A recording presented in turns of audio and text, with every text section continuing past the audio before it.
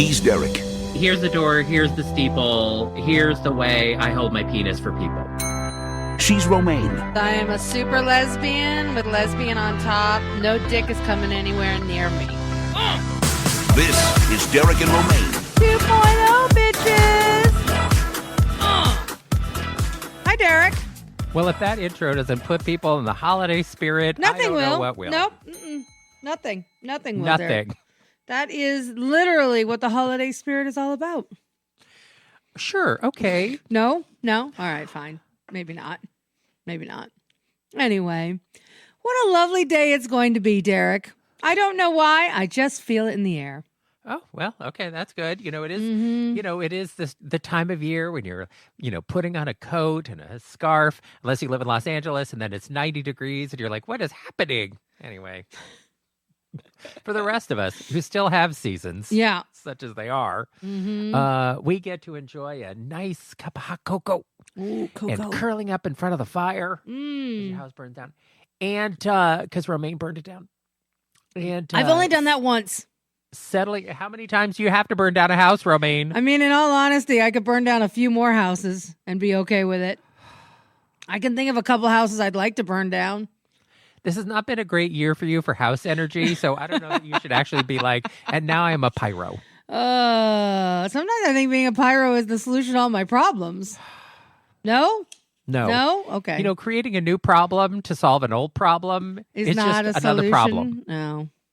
Okay. Anyway, somebody who is here to help us solve a holiday problem is our old friend, Alonso Duralde.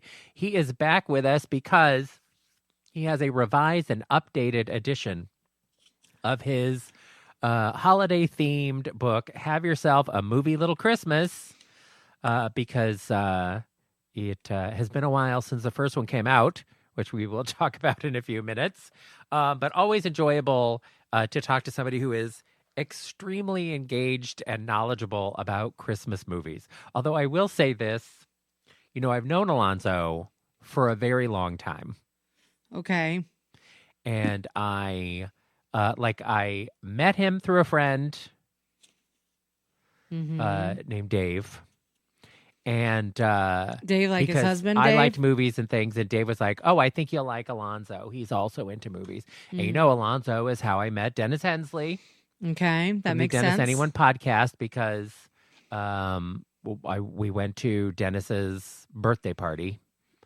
Yeah. Or it was Alonso's birthday party, and then Dennis was there, and then that's how we became friends at the drive-in. Stranded at the drive-in. Anyway, so I've known Alonso a very, very long time. And, we've always been interested in movies and everything.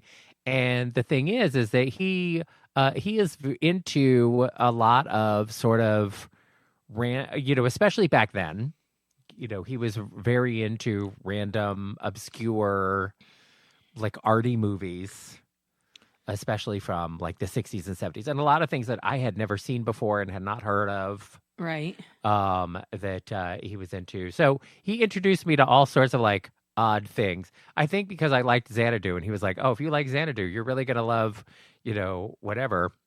And so I feel like the first movie that he introduced me to was Just a Gigolo. The the last movie Marlene Dietrich made. And it's pretty terrible. Okay.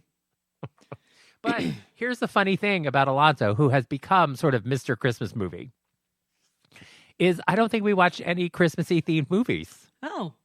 This Christmas thing feels like a more recent revelation to me. Interesting. Okay. But maybe he's always been into Christmas movies and then it has accelerated. But it might also be just the overall proliferation of Christmas movies.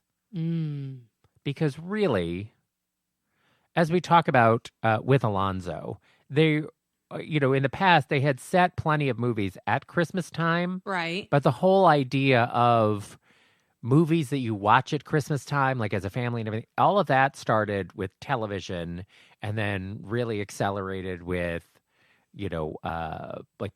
VHS and cable and DVDs and now streaming, where it's a lot more accessible to like really build your entire month of December around holiday themed movies. Yeah. Well, there are a lot of people who do that. Yes. Plan their whole December Now, on that. but it didn't used to be that way. How did it used to be? Well, I mean, it was, it was Christmas time. People before television, people were just like shopping and whatever. Also, Christmas didn't used to be a thing that started with Mariah Carey hitting a high C in August. Right. The 12 days of Christmas begin on December 25th. Oh, yes. So, that's when they begin. And then they go until what? January 6th or some shit? Yeah. So like for a long time, for sort of the modern Christmas era, the beginning of the modern Christmas era was Christmas was when you decorated the Christmas tree. You would decorate it, like the family would get together for Christmas Eve, Christmas Day, and decorating the tree together was Christmas. Wait, people decorated their Christmas tree on Christmas Day or Christmas Eve? Yes, that was like part of the thing. You'd have dinner and you'd decorate the tree and you'd sing carols and yes. And people so would have an why the fuck orange do we in their decorate it stocking. now on like Thanksgiving? Yeah. I don't even understand. It's because of commercialism. The stores want you to have Christmas going for like 8 months. It's where they make all their money. They want Christmas, Christmas, Christmas. So Charlie Brown is right. Is that what he said? He said that it's just has become over commercialized. Yeah. Yeah. Now the Christmas shopping thing would go on for a while. My grandmother Doris, she would Christmas shop all year long. I like to Christmas shop all year long. And then just stow things in a closet. Yeah, that's what I generally do. I didn't do that this year. I know I didn't do that this year because I can have tell any you closets to stow anything in. Exactly, that's exactly it. I don't have any. Also, closets nobody in to your store family anything deserves a present this year, in. I'm also correct. except for you. You deserve a present for yourself. Also correct. And yet, am I going to get one? Probably not. I think you should. Daughter, lump of coal. Wife, lump of coal. Yeah. I mean, I don't disagree with you, Derek. Although I have to say, in the bad old days, a lump of coal was actually probably a good gift because you could really heat your house in the winter. Oh, yeah. for a A lump while. of coal lasts a good long time. It stays hot for a while. You put one giant lump of coal in your fireplace and keep yourself warm for at least a full day. Yeah, and your lungs full of all black that smoke. Oh yeah, it's really good for you. It's not. It's really not good for you at all. No. Good times. I am pleased that we have this holiday time together, Romaine. Are you?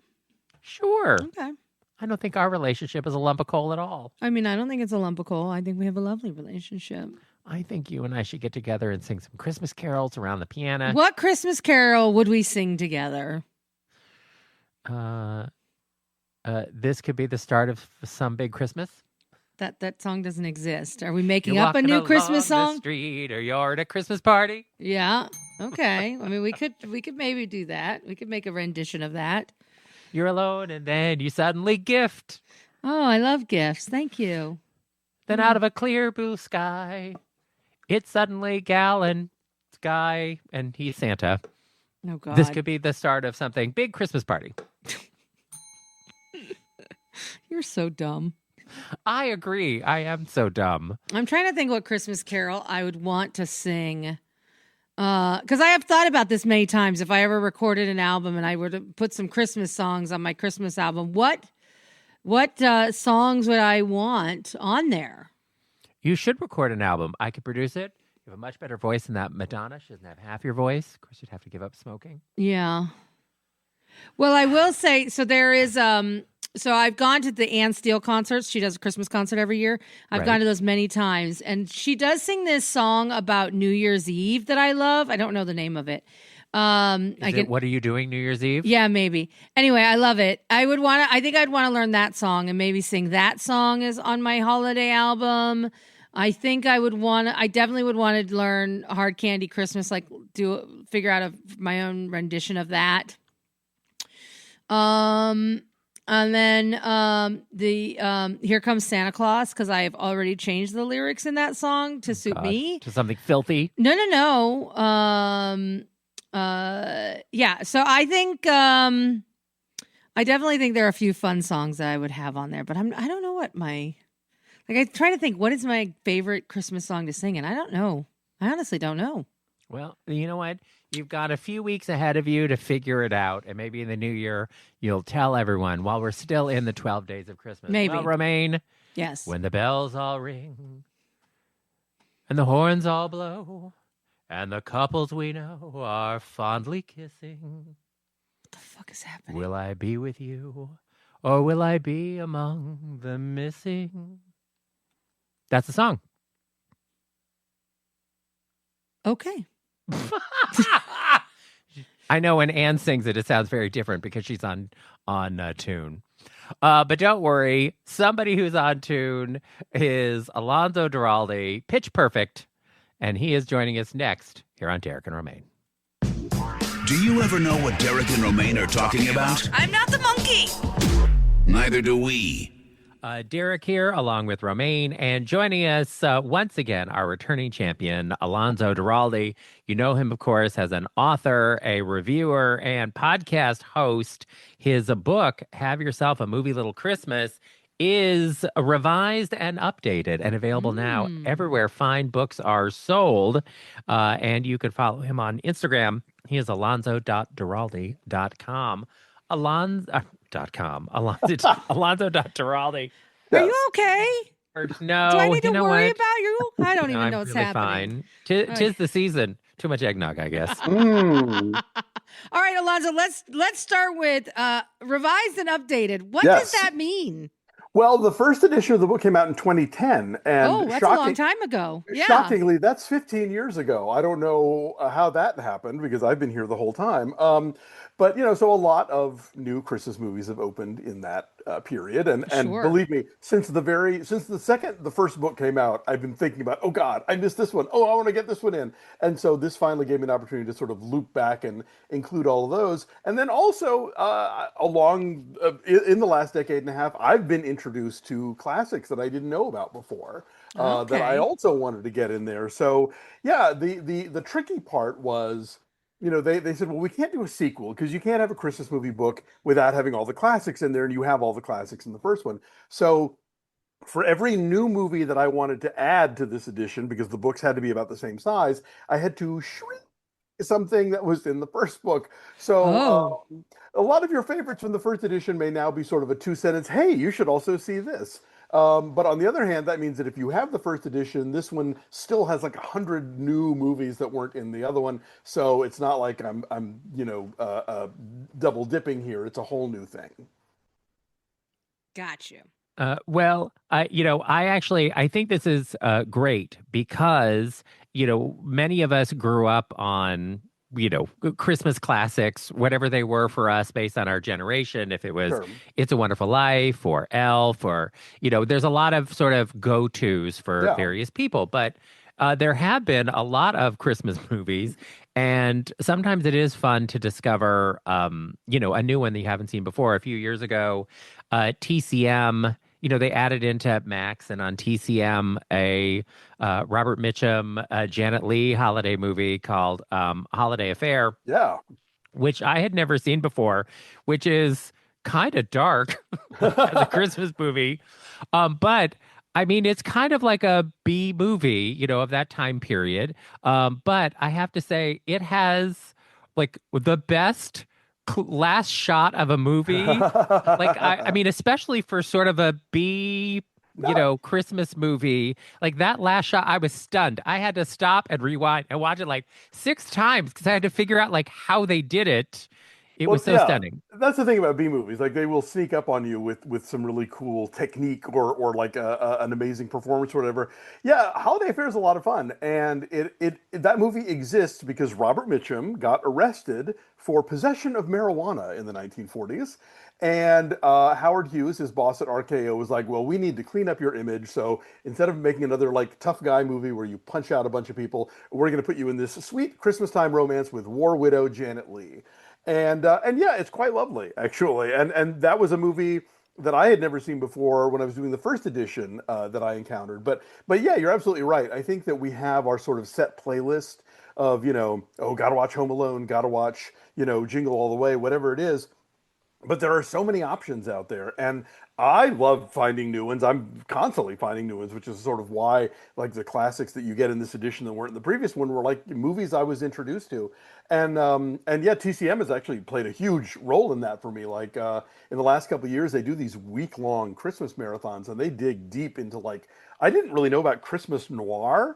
I'd been sleeping on that for years, and so in this edition, you get like Blast of Silence and Mr. Soft Touch and Cash on Demand and all of these sort of cool, bleaky crime movies, that are all set during the holidays. And if that's your kind of movie the rest of the year, and you want to like zhuzh a little Christmas into it, like these are the movies where that Venn diagram will overlap. I just find it amazing that, in the past, Christmas was not necessarily like a movie season, like, Yeah. oh, it's December, so a bunch of Christmas movies are coming out. It is It was just now. it was just a device, a storytelling device. The Yeah. studio's pumping out 50 movies a year, and it's like some of them are going to be set in the fall, some are in the summer, some are Christmas, and it didn't matter. They were releasing movies, Christmas movies, in the middle of the summer. Yeah, Miracle on Um, 34th Street, Christmas in Connecticut. These are movies that came out in like July, August. The idea of the Christmas movie as a seasonal activity, I don't think really kicks in until television happens. Right. Then suddenly it's like, oh, it's December, and we've got to fill the calendar. Oh, well, we've got these older movies that have Christmas in the title or that are set at the holidays, and so we'll do that, and then that becomes part of how people celebrate. Like the family's all together. It's you don't want to leave the house because the weather sucks. Oh, we'll gather around the set and watch whatever. I'm of the generation where It's a Wonderful Life was just wallpapering television because it was in the public domain, and so it was literally on every channel practically all the time.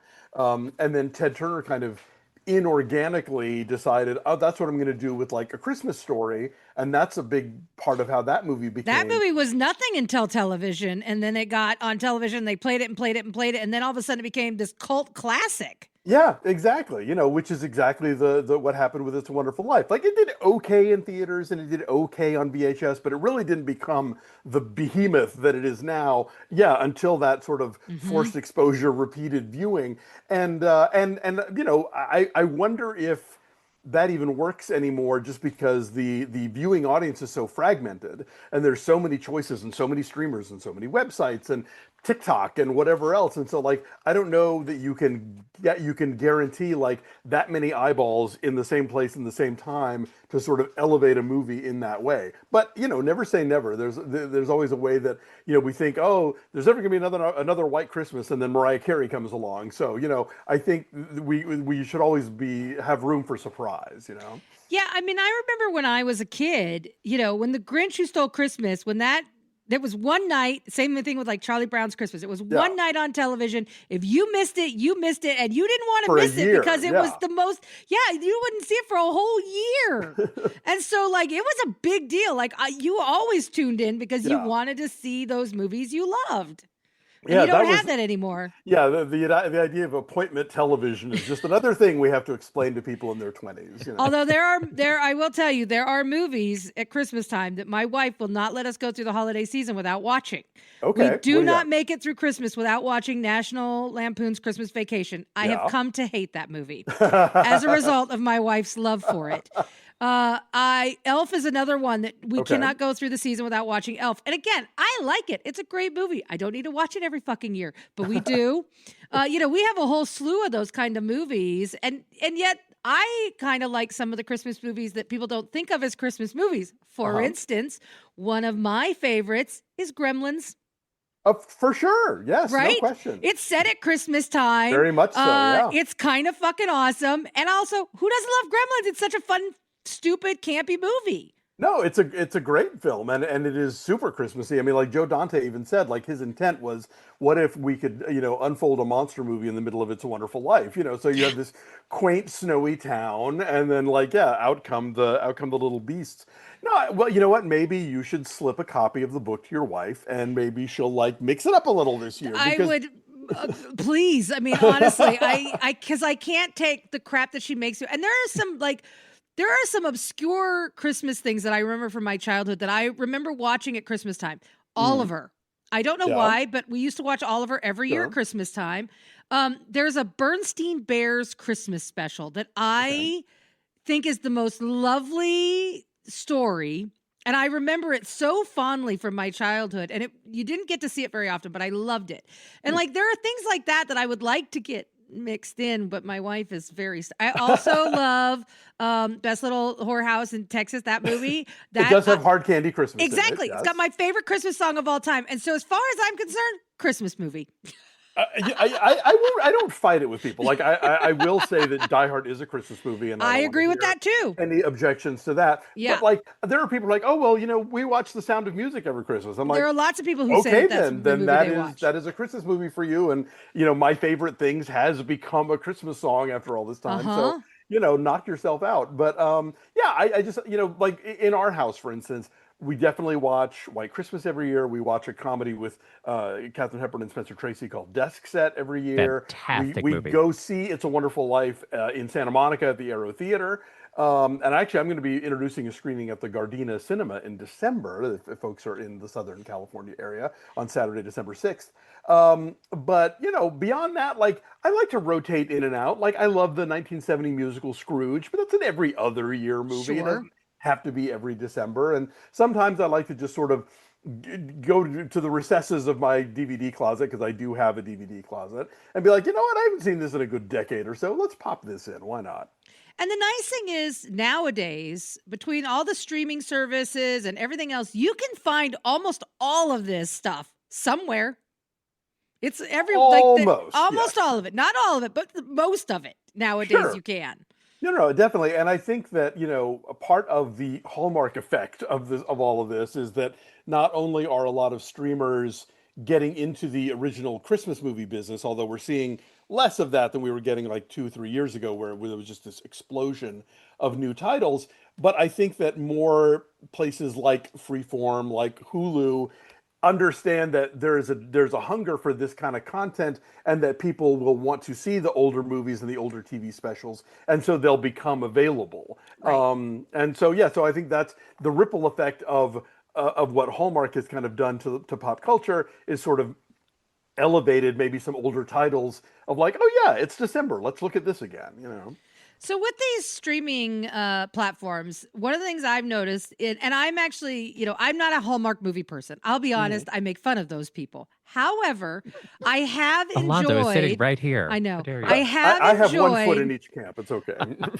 I've enjoyed the LGBTQ content that has come out as part of this, boom of streamer-type Christmas movies. Mm-hmm. Some are better than others. Sure. Some of them are just poo, but some of them have been really delightful, and I'm like, oh wow, it's nice to see my people portrayed in with a holiday story. Yeah, that's like when I did the first edition in 2010, I sort of at one point wrote in the book like, there's a real if you guys are looking for a niche to fill as an indie filmmaker, where are the queer Christmas movies? There really aren't that. Like at the time, there had been like Breakfast with Scott and a couple of really small indies that were not necessarily the greatest. But yeah, since then we've had like Happiest Season. We've had like the Jonathan Bennett impact on Hallmark, where you've got the Christmas House movies and the Holiday Sitter. Just this past weekend, we had a Keller Family Christmas.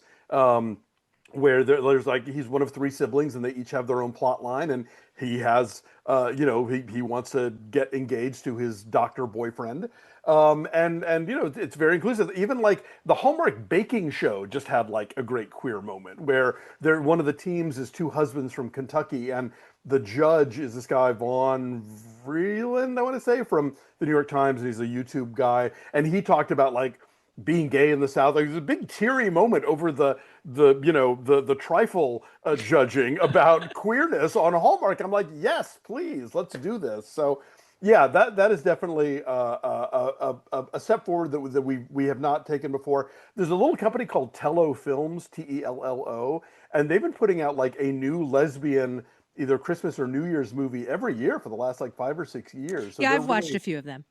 yeah, they're committing to the bit, and I Right. appreciate that they're getting more diversity out there. I loved the Christmas setup, that Lifetime movie with Fran Drescher, that starred a real life couple of the actors, and their of course their names have just floated out of my head, but that's one that you can find on streaming that I think is really lovely. So yeah, I think that's been a great step forward as far as inclusion, and again, that I think a lot of that has to do with the blowback that happened when Hallmark Channel, under their old boss, had that whole controversy with the ad with the lesbians kissing, and everybody freaked out. And the guy who was then running Hallmark was like, "Oh, we're pulling it off the air." And then suddenly, like big Hallmark, the card company, was like, "No, no, you're not. We're committed to queer couples and inclusive and inclusion and diversity." And then that guy was out on his ass, and then suddenly the movie started getting a lot more diverse. And so, yeah, more of that, please. And Yeah. also, these movies star a lot of gay and lesbian actors and actresses. Like, Yeah. I'm amazed at how many of our friends are working in this genre of movie. It's quite lovely to see. Yeah, the last new Hallmark movie this year is a film called The Christmas Baby, and it's about a lesbian couple planning to adopt, and they're played by Ali Liebert and Kat Burrell, who are both queer actresses, and it's written by Topher Payne, who is a great queer playwright out of Atlanta. So I'm very pumped for this movie, and I urge people to watch these, even if it's just a thing where you turn it on to Hallmark and leave the room, because I'll tell you, whenever anything queer happens on Hallmark, there is a chunk of their elderly, embittered audience that is like, I refuse to watch that. This is my grandchildren used to be able to watch these movies with me, and I'm just horrified. Wah, wah, wah, wah. So, like, I like to boost those whenever I can, and like get people to tune in, just to like jack the numbers up, because other people will be going out of their way to not tune in. Right. Well, Makes sense. For the record, I just want to say that for the third Hurricane Bianca movie, I did write like a Christmas segment where Bianca Del Rio is hired to play Mrs. Claus at the mall and gets a protest, and then a physical fight breaks out with like oversized candy canes. Anyway, the director, Mac Hugelman, he nixed it. He was like, it's Christmas, but then it'll limit when it can come out.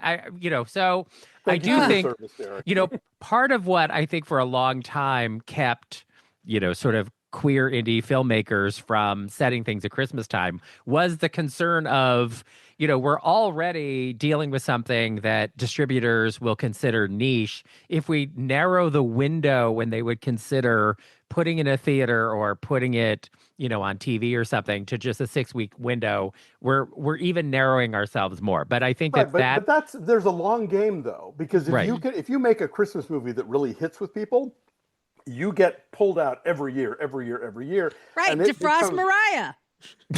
Exactly. Yes. Like, she has figured out that this chunk of her career now is going to be based on the fact that, come as soon as Halloween's over, she tells us it's time. And so I think there's look, as somebody who has written a book about Christmas movies, I can tell you, it gives you license to go out and shill it every year come the holiday season. So now that I've got this book, and then Hollywood Pride, which was about, the LGBTQ Hollywood history, I've got my Junes and Decembers are booked for the near future. Which is great. yes. And certainly Cassandra Peterson paid off her mortgage every Exactly. October. So Exactly. with Elvira. So that's for true. sure. You could do worse. Yes, you could definitely do worse in this world. So you did mention a couple of also my favorite Christmas movies, and one of them, Desk Set. That's the Katharine Hepburn and Spencer Tracy movie. And I have to say, if you've never really understood what movie stars having chemistry with each other is, like, as a concept, there's a scene in Desk Set where the two of them are sitting on the floor in the like library stacks in the office, and they have this lovely scene together. I mean, the whole movie is sort of built around, we know these two movie stars have like astronomical chemistry together, so we're going to have a lot of like just the two of them together, like exuding chemistry. But that scene in the stacks, it's just like they just radiate off the screen. It's insane. No, absolutely. One of my favorite lines in the movie is where he talks about how he broke up with his girlfriend during World War II because she was a model and kept writing in these long letters about women's fashions. And he says, "Do I look like the sort of person who's interested in women's fashions?" And Hepburn says, "Not even in men's." It's a really like witty, sweet movie. It was written by Nora Ephron's parents, right? Yes, yeah, Yeah, Henry and Phoebe, I believe. Yes, right. So I mean, it has good pedigree all around on that, and then of course White Christmas, which Mm. is plot wise, it doesn't make an enormous amount of sense, No, but none. who cares? Exactly. You just want to see Vera Ellen dance her ass off.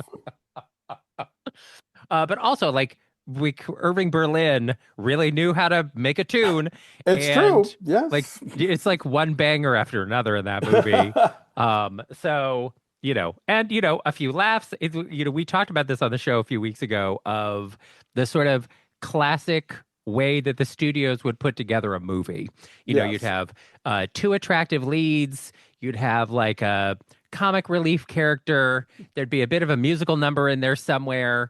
Sometimes you'd have sort of a non-actor in a role, a figure skater or a swimmer or whatever it was, and you just sort of put it all together and And then you give have a Mary movie. Wicks all the best lines. Yes. And so I feel like with White Christmas, it really is sort of like the sort of the pinnacle of this kind of studio idea of likable leads, a few laughs, some great musical numbers, and wonderful character actors filling out the widescreen scenery. And you have a picture. It's kind of funny. Speaking of widescreen, like, VistaVision is all the rage now. Like, One Battle After Another was shot in it, and The Brutalist won an Oscar for its VistaVision cinematography last year. And White Christmas is actually the very first VistaVision movie ever made. Hmm. And it was like it had its moment in the 50s and then kind of went away. And now suddenly all these filmmakers are re-embracing it. I think Begonia, like all these films now are coming out in VistaVision. I'm like, oh yeah, White Christmas. Like every time you watch that movie, the very beginning it says presenting the first film in VistaVision. Well, I think that, when television came around in the 1950s, there was Yes, this whole concern at the studios of TV will be the end of movies. But right. How do as we we've get them seen off in their this, couch? but as we've seen in this discussion, the $1 Million Movie, which was a deal that they made of like to make movies available for $1 million of like a whole bunch of movies made before 1948, which is Right, why when you came home from school as a kid, there was some old movie on TV all the time. That was, right. that $1 Million Movie. And it completely transformed like generations of people around classic film. And just in our conversation about Christmas movies in particular, the Yeah. repeated viewing of movies on television, like It's a Wonderful Life or The Wizard of Oz, like that, it completely reinforced these movies in the DNA of Americans because of television. A- Um, And I think for a lot of people, it becomes like the one time that they will watch an older movie like this. Like It's a Wonderful Life and Miracle on 34th Street both came out in 1947. And I think if you did a list of all the other big films of 1947 and ran them past people who knew those films very well, you might get a lot of shrugs and disinterest. So in the same way that like we keep singing Christmas carols that use grammar that no longer exists, round yon virgin or whatever. I think like in a way, Christmas keeps these old movies alive to an audience that would otherwise not be interested. And as somebody who loves old movies and wants people to watch them, I'm like, well, at least you're watching the Alistair Sims, Christmas Carol every year. At least you're watching, Holiday Inn and White Christmas, whatever it is that is from the back catalog. I'll take it. but the Hollywood's reaction to television in the 50s was to make movie screens bigger, Of like wider, course. bigger. And it does feel like now in the era of streamers that a lot of filmmakers are also pushing to embrace bigger screen Oh, formats. sure. Like IMAX is very big, but also like turning to classics like VistaVision, which were like Mhm. bigger, wider screens, Right. because it is a way to compete with movies at home by Yeah. really making it a big experience. I mean, that one of the most brilliant pieces of marketing I saw all year was that video where Ryan Coogler explained all the different ways you could see Sinners. in 35, in 70 IMAX, in DCP, and he sort of walked you through all the formats, and it was very informative, I think, for a lot of people who don't really understand how movies get made and how they're projected. But like, it was also sort of encouraging you, hey, leave your house and go see it on like this really huge screen. I promise you, it will be worth it your while. And that movie was a huge hit Yeah. in theaters because I think people were excited to see it on the screen. Absolutely. When I was a teenager, there's a theater up in the foothills of Pasadena called Hastings Ranch that had a 70 millimeter screen. Nice. And it was not close, but we would trek out there. Like if there was a movie we really wanted to see on a big screen locally, like that's where you would go, and it was great. Yeah, I went to Universal City Walk to watch to see Sinners in 70 IMAX, and I never go to Universal City Walk if I can help it. Like if you're a tourist, sure, great, come you do the park and hit the whatever. But if you actually live here, like you don't want to deal with the parking, you don't want to deal with any of Right, it's what's a going nightmare. on there. So I feel like that's a testament to how interested I was in seeing Sinners in that format that I would put myself through the Universal City Walk experience. Ooh. That's dedication. Let me Thank tell you you. something. Since it opened, the parking has been the issue. Like that Yes, place, always. always. And like it's great. Like they have restaurants and the movie theaters there, whatever. But like the getting in and out, it's Oh, like yeah. every time it's like going to a baseball game or a concert. Like I always, yeah. It's like, am I in Jurassic parking or Curious George? I can't remember. it is a lot. But I do think Christmas movies are a great way for people like Romaine, who struggle to get into black and white movies. I wasn't gonna say it this time, but okay, yes. But it is. He But it is always true. brings it up because he knows I hate him. But she's not the only one. Like No. younger No. people, like have a hard time with black and white as a format. Yeah, which look, I was raised in an era where like in the early morning television meant old Little Rascals shorts, so like it was just always part of my complete breakfast. And I think it's cool that you're seeing more and more directors making it an option. Like you can watch the black and white version of Mad Max Fury Road. You can watch the black and white version of Parasite, or of Nightmare Alley, and I hope that maybe that's a segue for people like, okay, well, I know this movie in color. Like, what would it look like in black and white? And then sort of appreciating that black and white has its own kind of visual thing going on, that it's not an absence, but it's just a different way of presenting something in the same way that like black and white photography is. But yeah, thankfully we have moved past the horrifying moment of, oh, let's colorize everything. One of my sweet spots when when I need like a quick Christmas fix is watching old like 70s, 80s, 90s TV commercials of Christmas on YouTube, because you've got a minute to like cram as many like lights and fireplaces and trees and families and whatever into your eyeballs. But those ads from the 90s of like, It's a Wonderful Life now in color, and you're just like, oh, it just looks so pukey, and it was just never a technology that worked, and it should never have been done in the first place. So yeah, I just looking back on it, thinking, oh man, I'm glad nobody fell for that one. All right, so now, because Derek has it on his prep, so now I have to ask about this because I feel like it kind of segues into maybe something that shouldn't be done, or maybe it should. I don't know. I want to know your thoughts on this new Wizard of Oz in the Sphere. Ooh, I haven't seen it, and I don't plan to see it, so I can't say for sure. But I mean, like, the fact that they cut half an hour out of the running time is already a no-go for me. Like, Okay. if you're not even going to do the whole damn movie, like, what are we doing here? And if you're going to sort of do the movie and then surround it with screensavers, like, why? I think it's one thing if like, okay, we have this space and we have these parameters, let's hire filmmakers to make something to fill it. And I think they did, like Darren Aronofsky or somebody made one thing for the Sphere.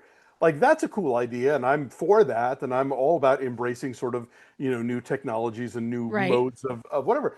But to take an existing movie and like stretch it like silly putty because you want to put it in this space, I don't know, it just seems weird. There's a thing Los Angeles and I think Dallas has called COSM. It's a COSM, and it's, they did The Matrix before. They're about to do Willy Wonka, which is like one of my favorite movies ever. And it's a deal where it's like they surround the screen with other stuff that's sort of relevant to what's on the screen, just Okay. to make it larger. And I'm like, must we? I don't know, but I mean, that one at least seems less outrageous than the Sphere because, again, you are seeing the whole movie, Right. and at least what they're trying to do is just sort of like fill your field of vision with. So, like, I'm sure in the scene, I've seen some clips online where, like, when the boat is going through the tunnel, you just sort of get more of the walls and No. the stuff around it. Yeah. Hopefully not more chickens being beheaded, but I haven't seen it. I think that is a horror movie, right? Willy Uh, Wonka. You're not wrong. I find Willy Wonka to be one of the most terrifying movies ever made. Charlie Bucket is the final girl. Yeah. It It's really is terrifying. it's kind of like a horror movie where everybody gets bumped off along the way. Yes. For Children. for a lot of moral judgments and punishments in that movie, which is why I love it. I mean, look, there are a lot of movies from our childhood that, we can revisit through new eyes. When I more recently watched Mary Poppins as an adult, I was like, Mary Poppins is a gaslighter. She is psychologically damaging these kids by sending them to another world, and then denying it when ever they happened. say something in front of their father, she's like, "I can't. What liars you are!" Like I was like, she is an unreliable witness here. Classic This is narcissist. damaging. So yeah, I haven't been to the Sphere. I don't plan on shelling out, what is it, $300 or something for a ticket. But I think there are limits to what you can do with older films if you're going to try and transpose them to new places, and I don't think you should be allowed to cut out half an hour of the running time. I just don't. I mean, I'm with you. I mean, That's pretty horrible. Yeah, to me, with the Sphere, I feel like you have to look at the Wizard of Oz there not as a movie, but as a theme park ride. Yeah, it's an installation, based on the idea of the Wizard of Oz. Yes. So, if you look at it through that lens, the way that you would look at the Snow White ride at Disneyland is obviously not the movie Snow White, but it's giving you the highlights of Snow White. It's a different experience of the movie. And variations on a theme. Yeah. Yes. But I do find some of the sort of like AI smoothing out of things in the Sphere to be a little disturbing, partially because like when they did the digital remaster a few years ago, and I got it on Blu-ray when they when they cleaned up the original print and they saw the like gauze underneath the Scarecrow's makeup and Judy Garland's freckles, like detail that you couldn't see in previous iterations of it, which I thought really brought the sort of artistry of the MGM technicians who worked on the movie really to the forefront. And I went to see it in IMAX when they released it. It was stunning. And so I think that, doing this kind of AI smoothing, you miss out on a bit of that because even though, yes, it doesn't look smooth and perfect, but it looks like what it is, which I think is part of the experience. I mean, it goes either way. I think obviously they did not intend for you to see that gauze or those freckles. So like maybe we shouldn't be seeing them in a final version of the film. I remember when like HD TVs started happening and you could suddenly see like everybody's makeup line, Yeah. and it just was I found it kind of unsettling. Like it was too crisp. Like it should not feel like I'm looking out a window into somebody's garden through my TV screen. But then I thought, you know what? People are going to grow up and thinking this is what TV looks like. And so I think it's constantly a change of like, I'm sure the people who went to Nickelodeon's, the first time they saw like Gone with the Wind, it blew their mind, because like, oh my God, this Technicolor thing, And so I think what we think of as what TV looks like, what movies look like, what moving images look like, changes with the technology. And at some point, everything's going to look like they left the smoothing on, and generations will be like, yeah, this is normal, and we just have to be like, okay, I guess this is how we're doing it now. This is the new normal. I mean, I think the upside of our current era is that we can make multiple versions of the same thing available. True. So if what you want is the sort of like overly smooth TV format of things, then that makes it look, I think it looks cheap when it's Right? Yeah, it looks like a British soap opera from the 1970s, right? right, exactly. But yeah, that whole high frame rate thing, look, I have a friend who's a very, very heavily into Star Wars, and he has DVD rips of the original Laserdisc releases of the original trilogy, because that was the last version before Lucas went in and got all like digitally hinky with it. And I have to say, you can see the difference. Right. Not just the Greedo shot first stuff, but like in terms of just there is a wonderful sort of like grimy analog sense to some of those original Star Wars movies that gets taken out later when with all the tinkering. It's like the way that Richard Carpenter keeps going back and like enhancing the old Carpenter's recordings, and you just want to like go back to the original LP and like be done with it. So yeah, I like that there's choices out there, but again, I think I always sort of say like you should have physical media. Like if they put out the Blu-ray that you like seize it, because it's eventually they're only going to be streaming the one that's like super AI smooth, and you don't want that. That's a really valid point that I hadn't even thought about, but yeah. Yeah, I mean, because not just that, like titles themselves will go out of circulation or be unavailable, but versions of titles will go out of. Well, like I think about like in talking about Christmas movies, so I think about like The Grinch Who Stole Christmas. Again, one of my favorite childhood things that I watched on TV. The TV cartoon. Yeah. And let me tell you something. It has changed. I've seen so many different versions. Some of them are like still animation. Some of them are like actual animations. Now you have these like computerized ones. Like it has changed so much. And there are so many different versions of that same movie and same story that, if you have a favorite, you got to grab it, because otherwise you may not get the one you want. Exactly. Yeah, I think that I think that the issue with the streamers is a lot like what we thought the multiplex was going to be, because the original concept of the multiplex movie theater was, because we have more than one screen, we're not limited in the movies that we show. We'll have 12 screens. You'll have 12 choices. Yeah. And then it turns out, no, you're going to have 2 choices, and they're all playing on 6 screens every 5 minutes. That literally happened in Dallas. They opened a 24-screen AMC, and they were like, oh, we're going to have like this many screens devoted to like art house and foreign films and blah, blah, blah. After the first weekend, they were like, no, we're just filling it all with Hollywood stuff because we can. Yep. Right.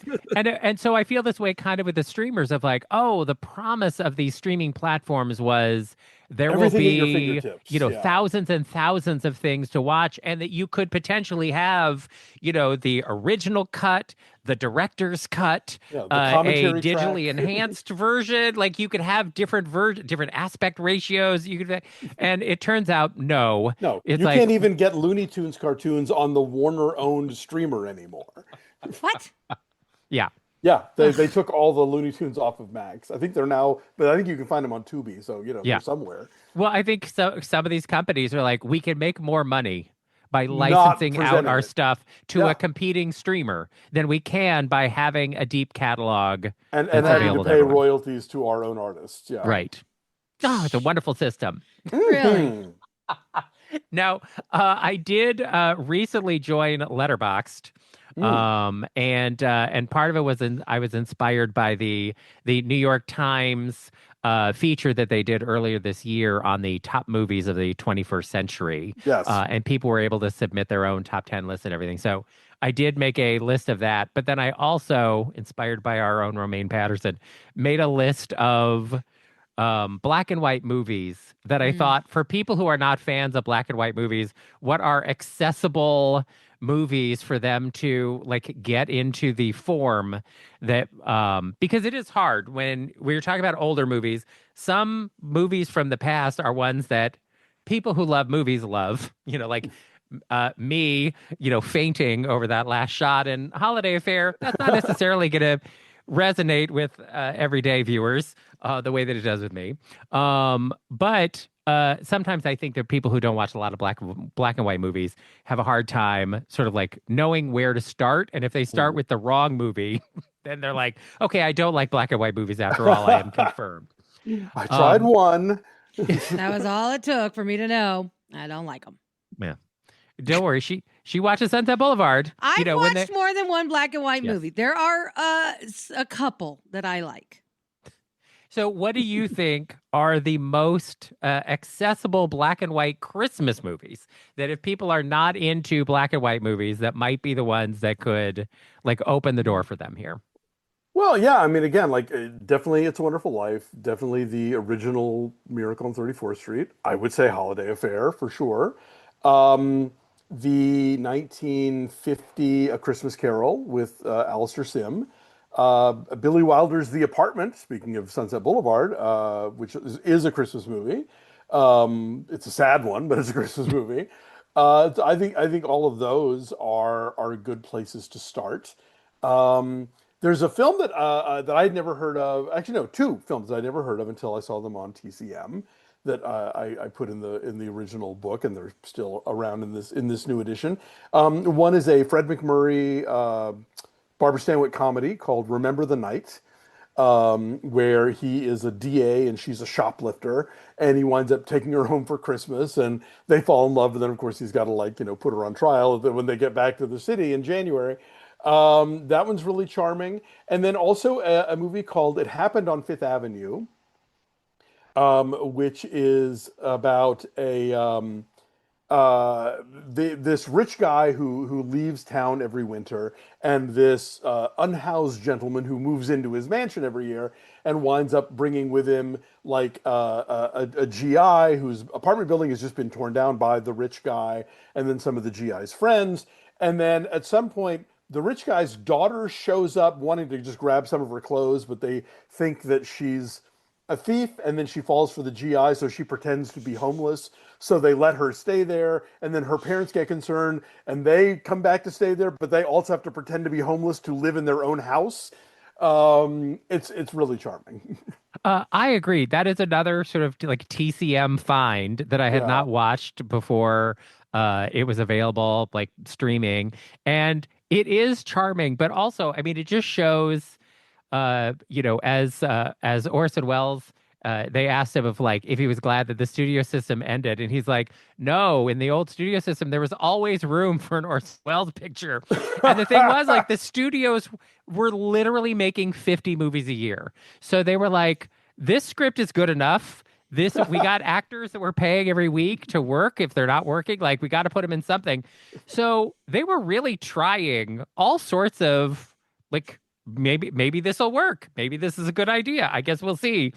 And yes, the idea of like unhoused people taking over a Fifth Avenue mansion and then the actual wealthy people there not calling the police and having them all arrested, but instead pretending to also be, down on their luck and living in their mansion that's now a boarding house.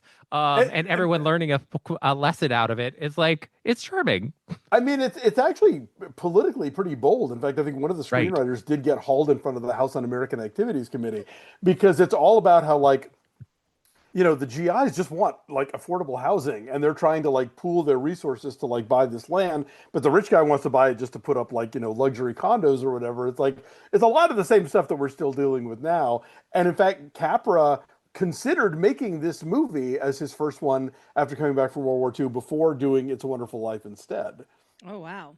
Yeah. Interesting.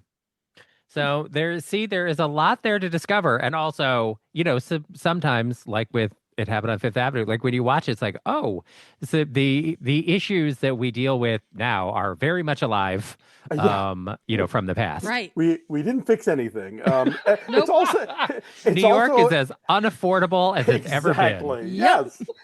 It's also a fun movie if you are a fan of old TV because it's got a ton of people that went on to become TV stars. Like Don DeFore, who was the dad on Hazel, is in it. The skipper from Gilligan's Island is in it. Like Oh all of wow. these people who would go on to like become big TV. This is like the late 40s. So within the next 10, 20 years, that they would find their sweet spot on the small screen. Now, before we run, I did want to ask you. You host Breakfast All Day with Christy Lemire. Yes. I am a regular viewer on YouTube. You Oh, guys thank also have a you. Patreon for that, as well as for Knife, your podcast Yes. with Dave White. So I want to plug your Patreon too. People should Thank support you. you. Please. Um, but Journalism is dead. We rely on you. That's right. But you guys do a segment sometimes on Breakfast All Day. Was it great or were you eight? Which I love as a concept. So, as you have been doing these reviews and everything, has one movie stuck out that you're like, oh, this is actually significantly better than I thought it was going to be? Um, yeah, I mean, the thing with What's a Great or Where You Ate is like we're sort of revisiting our own childhood favorites and Right. determining whether or not they still stand up. I have to say, like I did, I think it's Return of the Pink Panther.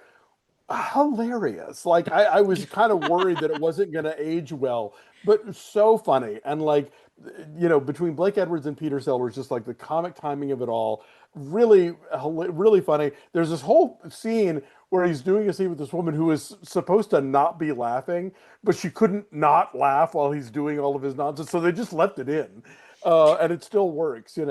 I wish that the Disney comedy No Deposit, No Return had held up quite as strongly, because that was a movie I loved when I was a child, and I was like, oh yeah, this is okay. But yeah, it's kind of I think for especially in the Christmas realm, I find a lot of times when people will really go to bat for something like Jingle All the Way, I'm like, was it great or were you eight? And if Yeah. you were eight, that's fine. Like I think so much of Christmas is tied to nostalgia, is tied to I loved this as a kid and I've done it every year since. Like that's it when if not Christmas time. But I think it's worth acknowledging. Like okay, yeah, I know this movie's dumb, but my mom and I watched it, and I do it every year now, and and that's fine, and that's totally valid. I feel that way about a movie that everybody loves and I don't understand. Hocus Pocus. You know, Explain it to me because I don't fucking get it. And I have tried. I was too old for Hocus Pocus when it came out, and then I find the All Things Cozy podcast like literally made me sit down and watch it a few years ago, and I was like, oh, okay, it's No, fine. it's horrible. Let me know. tell you something. I have tried to watch it 3 separate times. I've tried, and I get 20 minutes in, and then I'm like, I can't take this anymore. This is so fucking stupid. I think there are definitely movies that you had to have been the right age to see them. Like, I understand why people love Home Alone. I was 23 when Home Alone opened, Okay. so I don't have that kind of like, oh, I grew up with it and I saw myself in this character and it was a kid fantasy, yada, yada. Like, and if you did, great. I'm not slagging on that movie at all. But the experience of seeing that film as a 9-year-old, whether it was new or you were just getting to it as a 9-year-old, Right. and seeing it when you were way, way too old for that to be in that target market is a very different experience. Yeah, I agree with that. Yeah. I also am happy constantly to shit talk Hocus Pocus because it is like you when it came out. I don't think I saw it, and I mean, I definitely went through a period in my 20s where I saw everything. It was very similar to my childhood, where anytime any movie, because my dad would just drop us off at a theater, like that was our Yes. babysitter. It's like I'll be back in a few hours. Like watch Herbie Goes to Monte Carlo 3 times in a row, and so so I grew up in sort of this like. This is what you do every week. You just go and you watch a movie. It's a movie. And You see it. I mean, in the 90s, I saw literally almost every movie that came out, but I don't think I saw Hocus Pocus. Like, I don't remember. But just because, like, age wise, I was like, I'm not the age for this, and didn't get into it. And then I did watch it later, and I was like, I don't understand the fuss here. And people are like diehard about it. Oh yeah. I mean, Oh, they yeah, are yeah. very intense about it. So it's like, okay, but this is part of the thing that I'm sure you face doing film criticism is that ultimately how people feel about a movie is totally subjective. Yeah. And a lot of it is the experience you had while you were watching it. Absolutely. Because like I have seen comedies in a theater full of people who are laughing and thought this movie is hilarious and then went to see it again in a dead theater. And I was like, Yes. this movie sucks. Yeah, it's just the lead balloon of it all. I Yeah. know that feeling. Yeah, it's incredibly subjective. What mood were you in when you saw it? what does it remind you of from your own life that maybe even the filmmaker didn't intend, but it just, you saw a thing that was like, oh my God, that exact thing happened to me. And, so yeah, we all, somebody recently, I reviewed something and some guy was like, I can't believe we saw the same movie.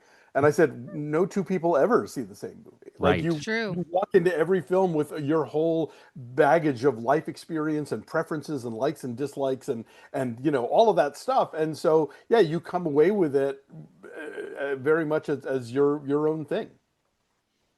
That's true. That's very true. Really true. All right. So much wisdom from you today, Alonso. It's so nice catching up with you. It's always a pleasure to be with you guys. It's been too long. Yes, it really has been. But I hope everyone checks out Have Yourself a Movie Little Christmas, revised and updated since it first came out 15 years ago. So now's a great time to pick up a new copy of it everywhere fine books are sold. And of course, you can check out Breakfast All Day with Chrissy Lemire. Be a Patreon supporter there for Breakfast All Day and for Linoleum Knife podcast. Linoleum Knife just hit 15 years this week. Oh, damn! That's amazing. Yeah, we are the literal gray old. Thank you. We're the literal gray old men of movie podcasting. That's awesome. Well, fabulous. I hope there's 15 more years at least. Thank you. In your show. All right. Our thanks to Alonso Duralde for being with us.